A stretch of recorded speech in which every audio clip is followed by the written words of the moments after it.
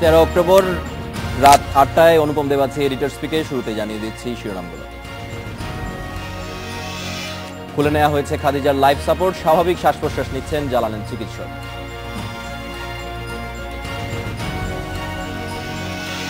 জঙ্গি প্রতিরোধে শুধু শিক্ষার্থী নয়, শিক্ষকদের উপরও নজরদারি বাড়াতে হবে বললেন শিক্ষামন্ত্রী।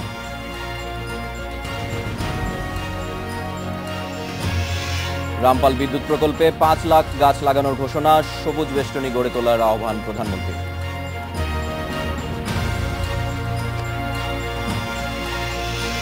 সিলেটে ছাত্রলীগ নেতার হামলায় আহত কলেজ ছাত্রী খাদিজার লাইফ সাপোর্ট খুলে নেওয়া হয়েছে। তিনি স্বাভাবিক শ্বাস প্রশ্বাস নিচ্ছেন। পরিবারের সদস্যরা এই তথ্য জানিয়েছেন।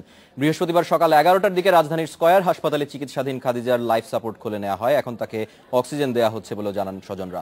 প্রয়োজনে বিকেলে আবার তাকে লাইফ সাপোর্ট দেওয়া হতে পারে বলে জানিয়েছে হাসপাতাল সূত্র। খাদিজা ডান হাত ও ডান পা নাড়াচাড়া করতে পারছেন। 3রা October Sylhet MC college Chhatra League নেতা বদরুলের হামলায় গুরুতর আহত হন কলেজ শিক্ষার্থী খাদিজা। পরদিন তাকে স্কয়ার হাসপাতালে আনা হয়।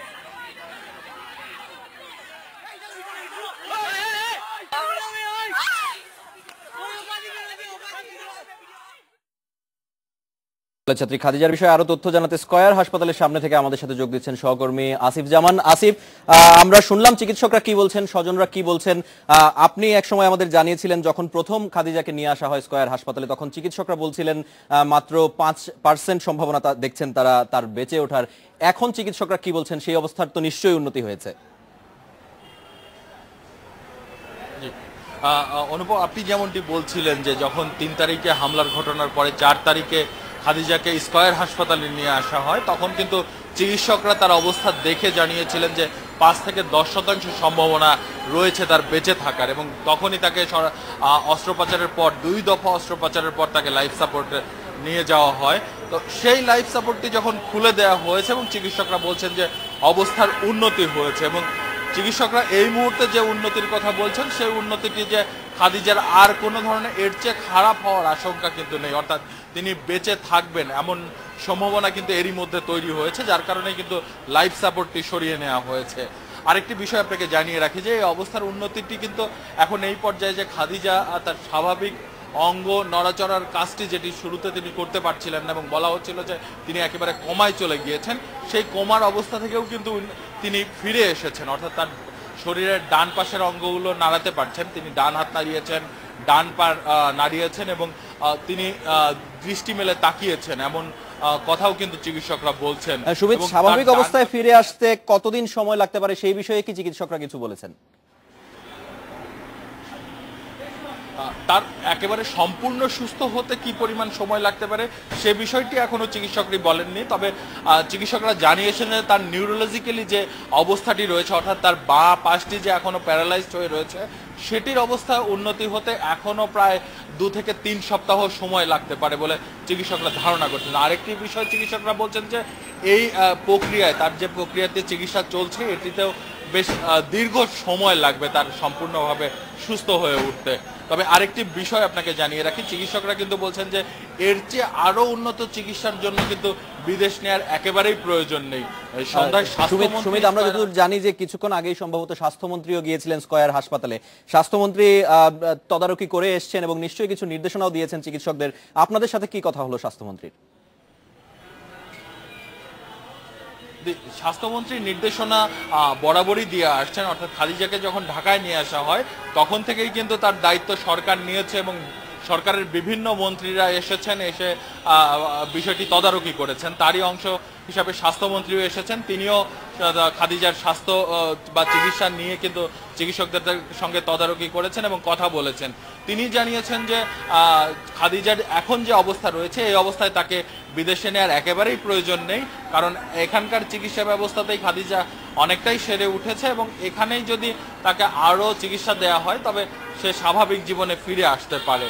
এই একটি বিষয়ের পাশাপাশি তার কাছে আমরা জানতে চেয়েছিলাম যে ছাত্রলীগ কর্মীর হামলাতে খাদিজার এই অবস্থা, এর আগে আপনি জানেন যে বিশ্বজিৎ নিহত হয়েছিল ছাত্রলীগের কিছু কর্মীর হামলাতে, তো সব বিষয় নিয়ে ছাত্রলীগের ইমেজ এখন কোথায় গিয়ে দাঁড়িয়েছে এই বিষয়টি তাকে জিজ্ঞাসা করার পরে তিনি কিন্তু বলেছেন যে একজন অপরাধী শুধুমাত্রই অপরাধী, তার দলীয় কোনো পরিচয় নাই এবং তাকে অপরাধী হিসাবে চিহ্নিত করেই সরকার তাকে বিচারের আওতায় নিয়ে আসবে। আসিফ, আপনি আমাদের সাথেই থাকুন। আপনাকে অনেক ধন্যবাদ আমাদের যোগ দেওয়ার জন্য। আমরা ছোট একটি বিরতি নিচ্ছি এডিটরস থেকে। শিক্ষামন্ত্রী নুরুল ইসলাম নাহিদ বলেছেন, জঙ্গিবাদ প্রতিরোধে শুধু শিক্ষার্থী নয়, শিক্ষকদের উপরও নজরদারি বাড়াতে হবে। দুপুরে সিলেট শিক্ষা বোর্ডে এক সমাবেশে মন্ত্রী বলেন, দেশের ভাবমূর্তি নষ্ট করতে একটি মহল জঙ্গিবাদ ছড়ানোর ষড়যন্ত্র করছে। তাদের রুখতে সরকারের সব ধরনের কার্যক্রম অব্যাহত থাকবে বলে জানান তিনি। এই সময় সামাজিক আন্দোলন গড়ে তোলার আহ্বান জানান শিক্ষামন্ত্রী।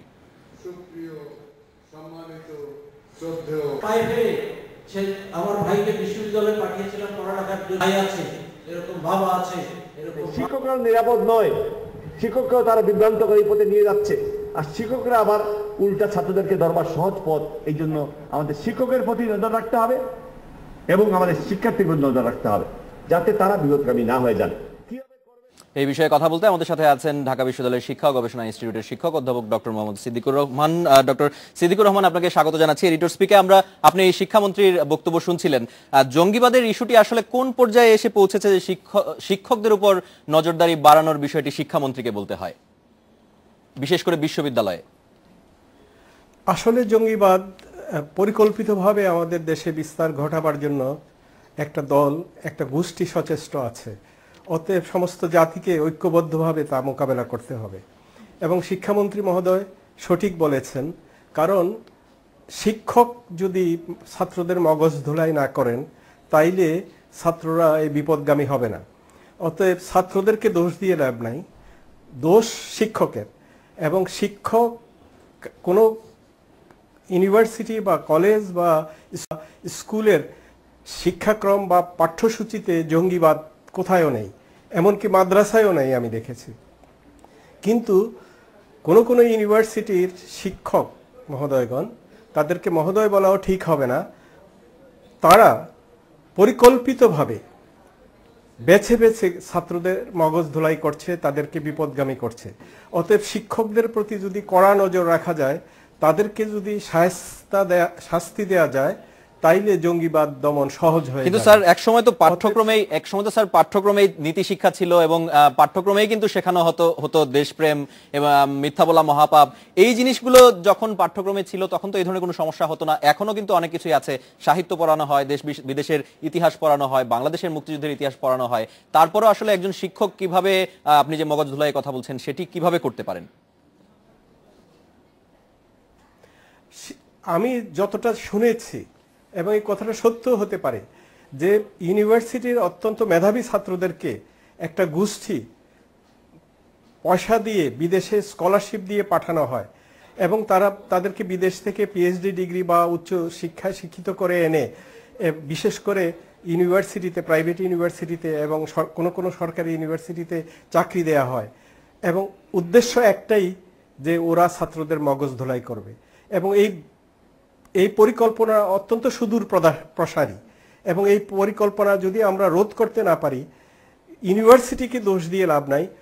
ওরা পরিকল্পিতভাবেই দীর্ঘমেয়াদী পরিকল্পনা নিয়ে ওই সব লোকদেরকে ইউনিভার্সিটির শিক্ষক হতে সাহায্য করে এবং তাদের পিছনে প্রচুর টাকা খরচ করে এবং ওই মুষ্টিমেয় কয়েকজন শিক্ষকই ছাত্রদেরকে বিপদগামী করছে। স্যার, আপনার এই কথার সূত্র ধরে যদি আমি একটু জানতে চাই, যে শিক্ষক নিয়োগের কথা বলছিলেন, সেই ক্ষেত্রে আমরা কিন্তু কয়েকদিন আগে দেখেছি যে শিক্ষা মন্ত্রণালয়ের পক্ষ থেকে একটি প্রজ্ঞাপন জারি করা হয়েছে।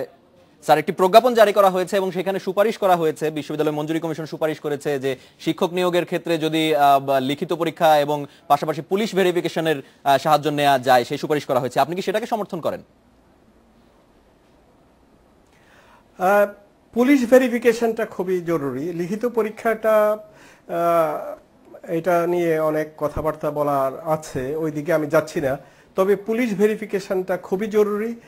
যাদেরকে নিয়োগ দেওয়া হবে তারা শুধু শ্রেণীকক্ষে বিষয়বস্তুই পড়াবেন না, ছাত্ররা শিক্ষকের সব কর্মকাণ্ডকেই অনুকরণ করে। অতএব শিক্ষককে আদর্শ শিক্ষক হতে হবে, নৈতিক গুণাবলী সম্পন্ন শিক্ষক হতে হবে এবং শিক্ষকের মানবিক গুণাবলী অত্যন্ত উচ্চমানের হতে হবে। এই সব কারণে তাদের পুলিশ ভেরিফিকেশনটা অত্যন্ত জরুরি। স্যার, আপনি তো একটি বিশ্ববিদ্যালয়ে অধ্যাপনায় আছেন, আপনার কাছে এই বিষয়ে কিছু জানতে চাই যে এই মুহূর্তে আপনি একজন অধ্যাপক হিসেবে কি মনে করেন যে বিশ্ববিদ্যালয়ে কি শিক্ষকদের উপর কোনো ধরনের কোনো নজরদারি হয়? আপনি যেটি বলছিলেন যে ইচ্ছে করলেই শিক্ষকরা মগজ ধুলাই করতে পারেন, সেই ক্ষেত্রে কিন্তু যদি ক্লাসে সেটি হয়ে থাকে, অন্যান্য শিক্ষার্থীরাও থাকেন, তাদের মাধ্যমে কিন্তু সেটি জানার একটি প্রক্রিয়া থাকে। এই ধরনের কোনো অভিযোগ যদি কোনো শিক্ষকের বিরুদ্ধে আসে, বিশ্ববিদ্যালয় প্রশাসন কি এখন পর্যন্ত কারো বিরুদ্ধে এই কারণে কোনো ধরনের কোনো ব্যবস্থা নিয়েছে বা নিতে পারে বা নেওয়া উচিত? আমার মনে হয় না যে যারা মগজ ধুলাই করে তারা শ্রেণীকক্ষে এই সমস্ত ছাত্রদের সামনেই মগজ ধুলাইয়ের কর্মকাণ্ড পরিচালনা করে বলে আমার বিশ্বাস হয় না। যা করে তারা বেছে বেছে কিছু ছাত্রকে একান্তে এই কাউন্সিলিং করে, নির্দেশনা দেয়, মগজ ধুলাইয়ের কাজটা করে, এবং ওইভাবেই নর্থ সাউথ বা বেশ কিছু ইউনিভার্সিটির কোনো কোনো ক্ষেত্রে কিছু কিছু মাদ্রাসারও আছে। আমি জানি যে ইউনিভার্সিটির সিলেবাস কারিকুলামে এইসব নেই, প্রাইভেট বা পাবলিক মাদ্রাসার কারিকুলামেও নেই, কিন্তু ব্যক্তি বিশেষ এই কাজটা করে থাকে এবং শিক্ষক এই কাজটা করেন বিধায় ছাত্ররা বিপদগামী হয়। কিন্তু স্যার, কোনো শিক্ষকের বিরুদ্ধে এই ধরনের অভিযোগ আসলে বিশ্ববিদ্যালয় কি কখনো কোনো ধরনের ব্যবস্থা গ্রহণ করেছে এখন পর্যন্ত? হ্যাঁ, নর্থ সাউথের একজন শিক্ষককে তো চাকরিচ্যুত করা হয়েছে, এটা আমরা পত্রপত্রিকায় দেখেছি। এবং কিন্তু স্যার, পাবলিক বিশ্ববিদ্যালয়ের কথা জানতে চাচ্ছিলাম, সেটা কি এত সহজ? পাবলিক বিশ্ববিদ্যালয়ে এই যাবৎ কাউকে চাকরিচ্যুত করা হয় নাই এই কারণে এখন পর্যন্ত। স্যার, আপনাকে অনেক ধন্যবাদ আমাদের সাথে যোগ দেওয়ার জন্য। এডিটর স্পিকে নিচ্ছি আরো একটি বিরতি। বিমান বাংলাদেশ এয়ারলাইন্সের ঢাকা থেকে 7টি অভ্যন্তরীণ রুট চলছে একটি মাত্র উড়োজাহাজ দিয়ে, আর 15টি আন্তর্জাতিক রুটের জন্য সচল আছে মোটে 10টি উড়োজাহাজ। ফলে লন্ডভন্ড হয়ে গেছে বিমানের ফ্লাইট শিডিউল। এতে ভোগান্তিতে পড়েছেন বিমান যাত্রীরা।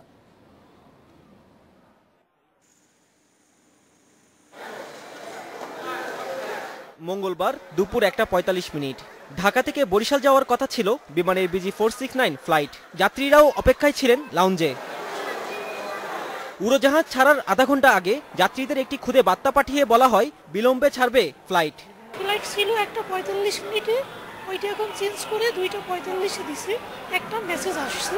ঢাকা থেকে বরিশালের মতো চট্টগ্রাম, সিলেট, কক্সবাজার, সৈয়দপুর, যশোর এবং রাজশাহীর মতো অভ্যন্তরীণ সব গন্তব্যে বিমানের ফ্লাইট এইভাবেই 1 থেকে 2-3 ঘন্টাও দেরিতে যাচ্ছে প্রায় প্রতিদিনই।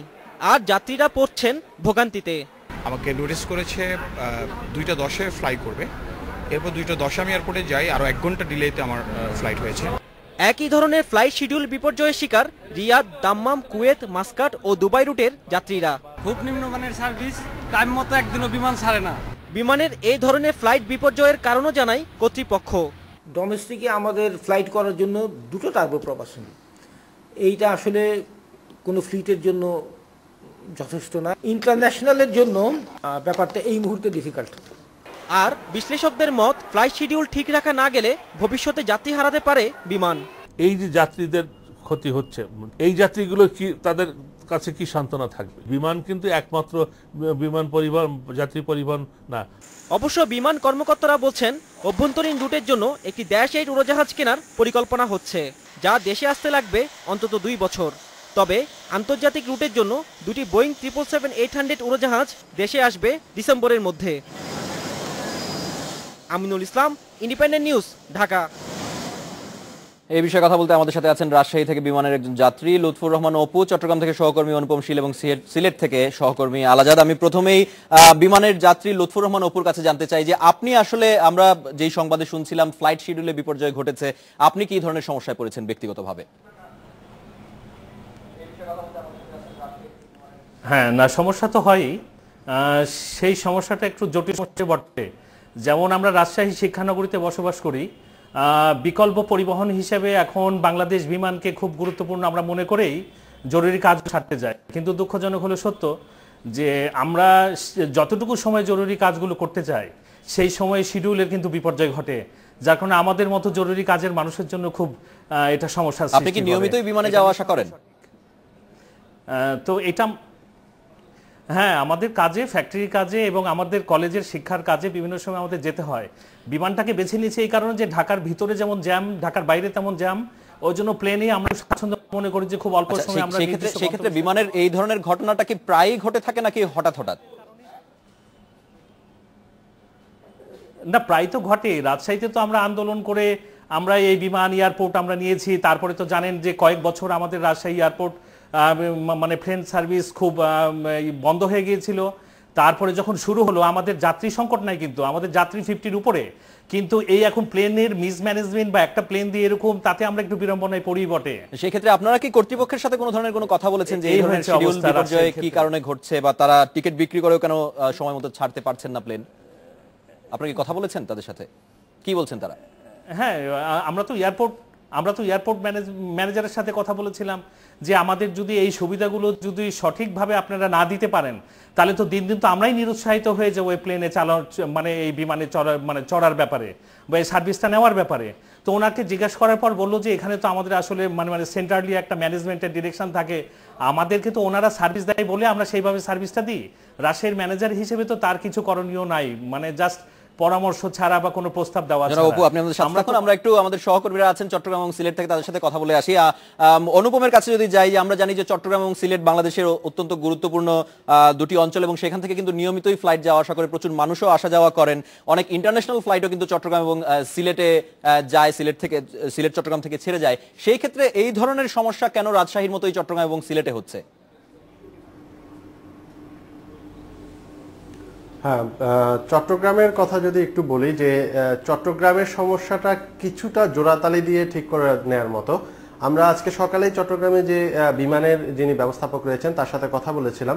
উনি যেটি বলেছেন যে মূলত চট্টগ্রামের সাথে যেহেতু বেশ কিছু ঢাকা হয়ে আন্তর্জাতিক ফ্লাইট আবার রয়েছে, এবং সেই প্রেক্ষাপটে এই আন্তর্জাতিক ফ্লাইটগুলোতে যেহেতু অনেক সিট খালি যায়, এবং সেই ব্যবস্থা অর্থাৎ সেই আন্তর্জাতিক ফ্লাইটগুলোতেই ঢাকার বেশ কিছু যাত্রী তারা প্রায় প্রতিদিনই তুলে দেন, এবং তার কারণে আসলে ভোগান্তিটা অন্যান্য অঞ্চলের চেয়ে মনে হয় চট্টগ্রামে কিছুটা কম। আমরা যাত্রীদের সাথেও কথা বলেছিলাম, যাত্রীরা বলছেন যে এক্ষেত্রে আসলে আন্তর্জাতিক ফ্লাইটগুলোতে যেহেতু বলা যায় যে আন্তর্জাতিক ফ্লাইটগুলোকে ডোমেস্টিক ফ্লাইট হিসেবে ব্যবহার করা হচ্ছে, সেই প্রেক্ষাপটে প্রত্যেকটি ফ্লাইটে হয়তো কোনো কোনো ক্ষেত্রে 15 থেকে 20 মিনিট ডিলে হয়। কিন্তু যেটি আমরা একটু আগে রাজশাহীতে যেমনটা শুনলাম যে একেবারে মানে খুব খারাপ অবস্থা, সেটি চট্টগ্রামে নেই। কিন্তু সেই ক্ষেত্রে যারা অভিযোগ করেন তাদের যেই ক্ষতিটা হয়, সেই ক্ষতিপূরণ কি কেউ পেয়েছেন, বা কেউ কি কখনো চেয়েছেন যে আমার এই ক্ষতি হয়েছে, ক্ষতিপূরণ দেয়া হোক? অনুপম? না, আসলে ক্ষতিপূরণ দেওয়ার যে প্রক্রিয়া বা যে বিষয়টি, এটি আসলে চিন্তায় আনা একটু কঠিন। কারণ আমরা যদি গত সময়ের বেশ কিছু ঘটনার কথা বলি, যেমন আমার মনে আছে যে আমরা বছরখানেক আগে বিমানের একটি ফ্লাইট প্রায় 9 ঘন্টার বেশি সময় ধরে ডিলে হয়েছিল। সেক্ষেত্রে আসলে অধিকাংশ যাত্রীদেরকে আমরা দেখেছি যে এয়ারপোর্টে অপেক্ষা করতে হয়েছে, এবং পরে যাত্রীরা যখন এয়ারপোর্টে চিৎকার চেঁচামেচি শুরু করেছিল, তখন অনেকটা দায়সারা গোছে একটি খুব ছোট একটি বাসের মধ্যে দিয়ে তাদেরকে শহরে এনে একটি হোটেলে রাখা হয়েছিল, এবং তখন আমরা সেই নিউজও কভার করেছিলাম যে সেখানে যাত্রীদের অসন্তোষ এই ধরনের, অর্থাৎ যে বিলম্ব হচ্ছে ঘন্টার পর ঘন্টা, সেই যাত্রীদের ন্যূনতম থাকা বা খাওয়ার ব্যবস্থাপনাও নাই। সেক্ষেত্রে মানে অল্প কিছু সময় 15-20 মিনিট বা 1 ঘন্টা সময়ের জন্য উল্টো ক্ষতিপূরণ দেবে, এই বিষয়টি আসলে ভাবাটাও আসলে মানে একটু আশ্চর্য হওয়ার মতো আর কি। আমি আবার একটু রাজশাহীতে অপুর কাছে যেতে চাই, যে আপনারা বলছিলেন যে আপনারা আন্দোলন করে রাজশাহীতে বিমান চলাচল শুরু করেছিলেন, এবং সেটি এখন প্রায় বিধ্বস্তের পর্যায়ে চলে গেছে ফ্লাইট শিডিউল। সেই ক্ষেত্রে আপনারা কি কোনো ধরনের কোনো চিন্তা ভাবনা করছেন, আপনারা যারা নিয়মিত যাওয়া আসা করেন তাদের বিমানের এই ধরনের ফ্লাইট শিডিউল হচ্ছে এবং তাতে আপনাদের ক্ষতি হচ্ছে, আপনারা কোনো ব্যবস্থা নেওয়ার কোনো ধরনের কোনো চিন্তা ভাবনা করছেন কিনা? আমি আইনি প্রক্রিয়ার কথা বলছি। না, আসলে সাধারণ জনতা হিসেবে আমাদের তো আসলে সেইভাবে কিছু করারও নাই। আমরা হয়তোবা নীরবে নিভৃতে বেটার কোনো সার্ভিস বেছে নিতে পারি, বা এতটুকুই আমরা চিন্তা ভাবনা করতে পারি। তবে বিমান ছাড়া অন্য কোনো ধরনের কোনো বিকল্প কি আছে? না, এখন বিকল্প আমি আরেকটা জিনিস বলি, প্লেনে যখন আপ ডাউন হয় তখন তো আমাদের বাংলাদেশ বিমানে এমনও দেখি যে এমন ধরনের শব্দ হয়, বাচ্চারা তো রীতিমতো ভয় পায়, আমরাও ভয় পাই। এখন কথা হলো একদিকে সময় বিপর্যয়, একদিকে হলো আতঙ্ক, তারপরে বিভিন্ন ধরনের সমস্যা তো আছেই। আমরা তো শুধু শিডিউল নিয়ে কথা বলছি, কিন্তু বাংলাদেশ বিমানের সমস্যা কিন্তু বহুত কিছু আছে। আমরা সেই সমস্যাগুলোর কথা একটু সিলেট থেকেও জেনে আসি। আমাদের সহকর্মী আলাজাদ আছেন। আজাদ ভাই, সিলেটের কি অবস্থা? সিলেটেও কি রাজশাহী চট্টগ্রামের মতোই ফ্লাইট শিডিউল বিপর্যয়? আপনি তো জানেন যে সিলেট প্রবাসী অধ্যুষিত এলাকা এবং সিলেটের মানুষ বিমানে চড়ার ব্যাপারে খুবই আগ্রহী। সিলেটে একসময় দুটি বিমানবন্দর ছিল, সিলেট ওসমানী আন্তর্জাতিক বিমানবন্দর চালু আছে, আর সিলেট যে শমশেরনগর বিমানবন্দর যেটা ছিল সেটা তো বন্ধ হয়ে আছে। সিলেটের মানুষ সবসময় এই বিমানকে অগ্রাধিকার দিয়ে থাকেন, বিশেষ করে বাইরে যাওয়ার ক্ষেত্রে, প্রবাসে যাওয়া আসার ক্ষেত্রে তারা বাংলাদেশ বিমানকে সবচেয়ে গুরুত্ব দিয়ে থাকেন। আর সিলেট থেকে ঢাকা আসা যাওয়ার ক্ষেত্রেও তারা সবসময় চান যে বিমানে আসা যাওয়ার করতে, যারা বিদ্যমান ভোগান্তিতে পড়তে হয় তারা সবসময় ঢাকা সিলেট বিমানে আসা যাওয়া করছেন। ভোগান্তিটা হচ্ছে যে সিলেট ঢাকা আকাশপথে সুনির্দিষ্ট কোনো অভ্যন্তরীণ ফ্লাইট নেই। আমি বিমান কর্তৃপক্ষের সাথে কথা বলে তারা আমাকে জানিয়েছেন যে এই গত 2009 সাল থেকে সিলেট ঢাকা পথে কোনো সুনির্দিষ্ট অভ্যন্তরীণ ফ্লাইট নেই, তবে প্রতিদিনই এক বা একাধিক অভ্যন্তরীণ ফ্লাইট হিসাবে বিমান আসে সিলেটে এসে, যাদেরকে নিজে তারা মূলত প্রবাসী যাত্রী অর্থাৎ আন্তর্জাতিক রুটের যাত্রী। এই ফাঁকে যারা জায়গা থাকলে অর্থাৎ আসন থাকলে অভ্যন্তরীণ ফ্লাইটের যাত্রা যেতে পারেন। এছাড়া সিলেট হয়ে তো অনেক, কিন্তু সেই ক্ষেত্রে আজাদ ভাই ফ্লাইট তো আরো বাড়ানোর কথা, ফ্লাইট তো আরো ভালোভাবে হওয়ার কথা, যেহেতু সেখান থেকে আয় হচ্ছে অনেক। আয় হচ্ছে কিন্তু বিমানের সংখ্যা বাড়ানো হচ্ছে না, উড়োজাহাজের সংখ্যা বাড়ানো হচ্ছে, যে কারণে সিলেটে প্রচন্ড খুব বিরাজ করছে মানুষের মধ্যে। আপনি জানেন যে ইতোপূর্বে কিন্তু সিলেটে কয়েকবার আন্দোলন সংগ্রাম হয়েছে, আশ্বাস দেওয়া হয়েছে সিলেটে, বিশেষ করে সিলেট থেকে লন্ডন সরাসরি বিমান ফ্লাইটের জন্য অনেকবার দাবি দেওয়া উত্থাপন করা হচ্ছে, অনেক আন্দোলন করা হচ্ছে। সিলেট ঢাকা যে অভ্যন্তরীণ ফ্লাইটের জন্য আন্দোলন করা হয়েছে। সিলেটে প্রথম বলা হয়েছিল, আন্তর্জাতিক বিমানবন্দর হওয়ার পর বলা হয়েছিল যে এখানে রিফয়েলিং এর কোনো ব্যবস্থা নেই। রিফয়েলিং এর ব্যবস্থা কিন্তু হয়েছে, কিন্তু চালু হচ্ছে না। এখন আবার অন্য কথা বলা হচ্ছে। কিছুদিন আগে বিমান পরিবহন মন্ত্রী সিলেট এসেছিলেন রাশেদ খান মেনন, তাকে যখন বলা হলো যে রিফয়েলিং ব্যবস্থা তো হয়ে গেছে, এখন সিলেট থেকে লন্ডন ফ্লাইট দিতে অসুবিধা কোথায়, তখন তিনি আবার নতুন একটি সমস্যার কথা বললেন। সেটা বলেন যে সিলেট যে রানওয়ে যেটা আছে, সেই রানওয়ে নাকি যে বিমান নামবে আন্তর্জাতিক ফ্লাইট হিসেবে যে বিমান নামবে সেটা ভার নিতে পারবে না। এটা একটা নতুন সমস্যা হিসেবে তিনি সিলেটবাসীকে জানিয়েছেন, যেটা সিলেটবাসী বিশ্বাস করতে পারছেন না। তারা যে বিষয়টা বলছে, যে কথাটা বলছেন যে আগে বলা হচ্ছে একটি সমস্যার কথা, এখন আরেকটি সমস্যার কথা। আজাদ ভাই, আমরা আশা করবো যে খুব দ্রুত এই ধরনের সমস্যার সমাধান হয়ে যাবে। জনাব লুৎফর রহমান অপু, অনুপমশীল এবং আলাজাদকে ধন্যবাদ আমাদের সাথে যোগ দেওয়ার জন্য। 1 মিনিটের একটি বিরতি নিচ্ছে। যে কোনো প্রাকৃতিক দুর্যোগ মোকাবিলায় সক্ষম বাংলাদেশ জানালেন প্রধানমন্ত্রী শেখ হাসিনা। সকালে ওসমানী স্মৃতি মিলনায়তনে আন্তর্জাতিক দুর্যোগ প্রশমন দিবসের অনুষ্ঠানে অংশ নিয়ে তিনি একথা জানান। পাশাপাশি 153টি আশ্রয় কেন্দ্র উদ্বোধন করে উপকূল জুড়ে সবুজ বেষ্টনী গড়ে তোলার নির্দেশনাও দেন প্রধানমন্ত্রী।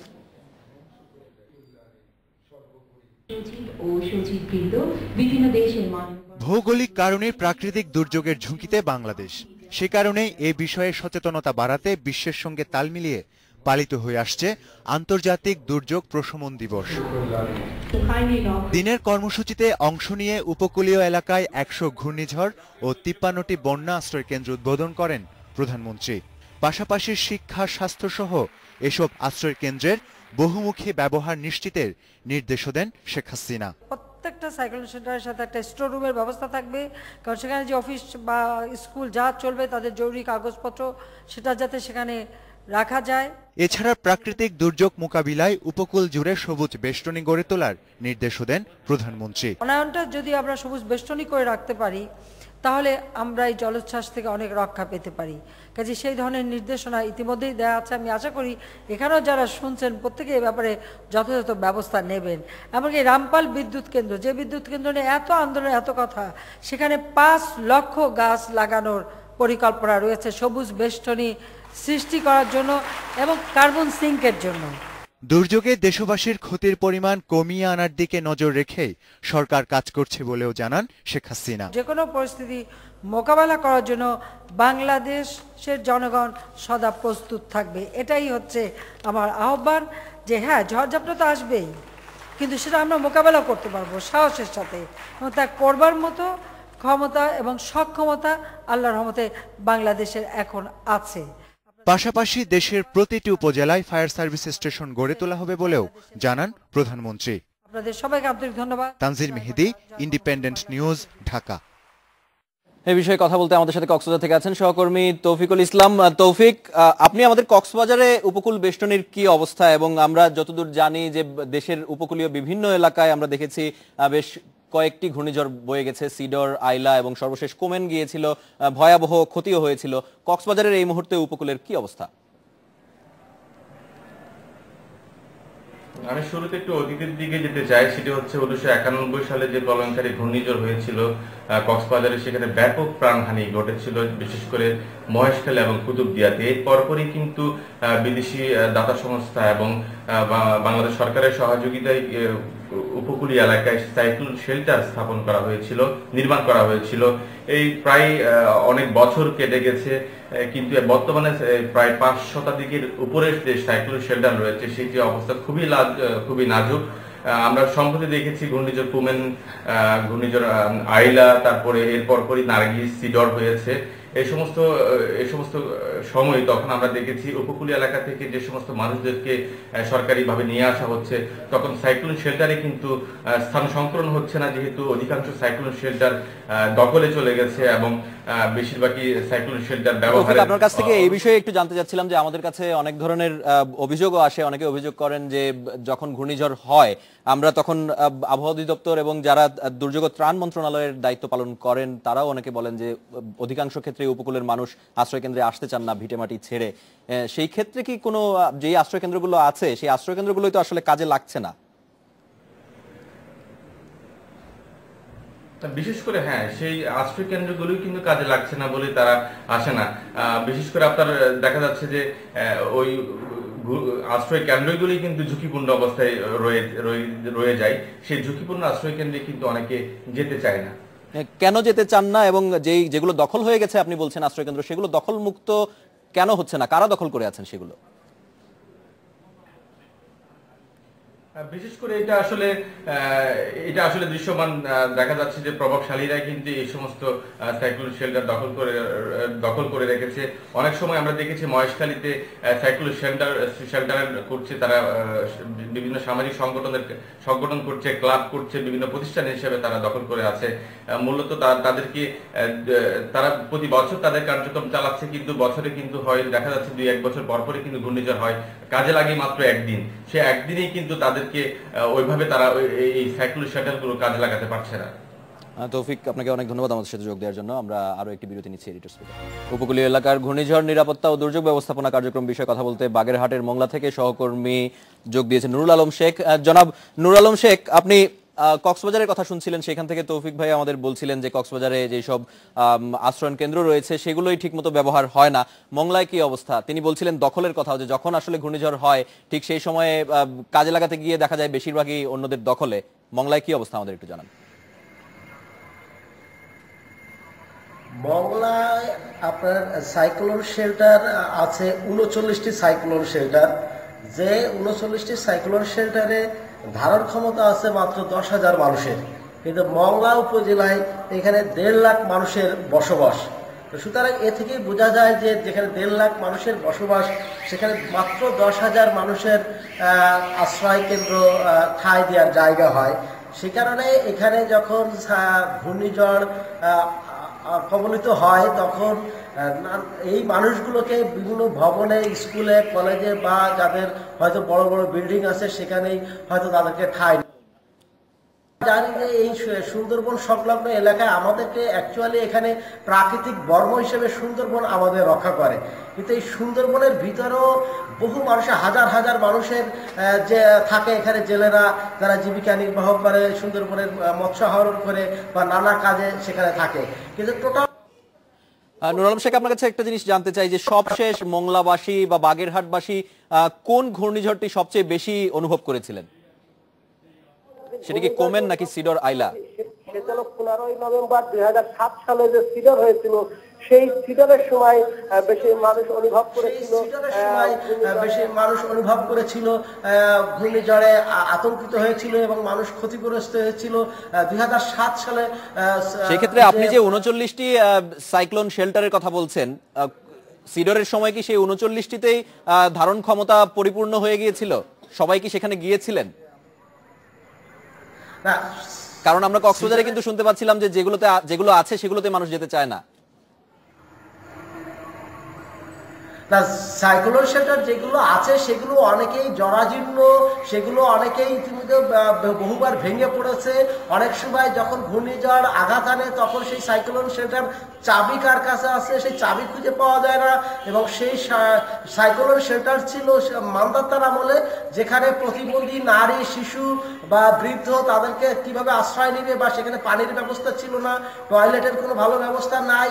আর মানুষের কথা বা পশু পাখি এইগুলো তো গরু ছাগল, সেগুলো কোনো স্থান সেসব সাইক্লোন শেল্টারে ছিল না। সেই সময় সেগুলো ছিল মান্দাতার আমলে। কিন্তু এই সময়কালে কিছু আধুনিক হয়েছে, যেগুলো দুর্যোগ ব্যবস্থাপনা মন্ত্রণালয় তারা তাদের নির্দিষ্ট ডিজাইনে এখন নতুন কিছু সাইক্লোন শেল্টার হচ্ছে। কিন্তু জনাব নুর আলম শেখ, আপনাকে অনেক ধন্যবাদ আমাদের সাথে যোগ দেওয়ার জন্য। এই ছিল আজকের এডিটর স্পিকে। আমাদের পরের আয়োজন দেখার জন্য।